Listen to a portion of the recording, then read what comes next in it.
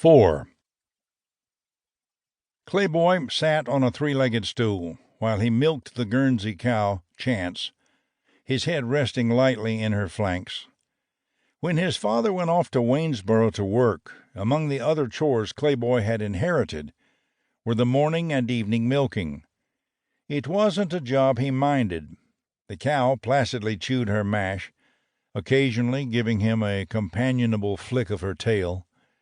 Once she turned and lowed briefly and examined him with her dark, serious, luminous eyes, thanking him, Clayboy supposed, for the extra bucket of mash he had given her, since it was Christmas Eve. A warm silence hung in the barn, broken only by the swishing sound of the milk as Clayboy did his work, using both hands to propel the milk into the bucket. The lantern, hung on a nail behind the boy, cast a yellow circle of light which faded at the edge of the circle to grotesque shadows. The door was closed, for the gusty north wind had brought fresh snow, which showed no signs of abating. Clayboy thought of the albino deer and the doe. He wondered where they were now and whether the buck had covered the doe successfully. Late breeding would mean that the fawn would be born past the season next summer, and might not mature enough to survive the winter.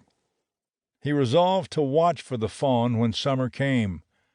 A baby deer would be almost impossible to find because of the near perfection of its camouflage, but if the new creature took its father's albino coloration, Clayboy thought he might have a better chance. The thought of the two animals mating sent a quick rush of longing through the boy. How simple it must be to come together with the freedom of wilderness creatures. Clayboy had never made love to a girl. Desire and yearning would engulf him at the thought, and would remain with him, a persistent ache. At school he would boast to the other boys about his conquests, but the other boys must have been as innocent as he to have believed his lies.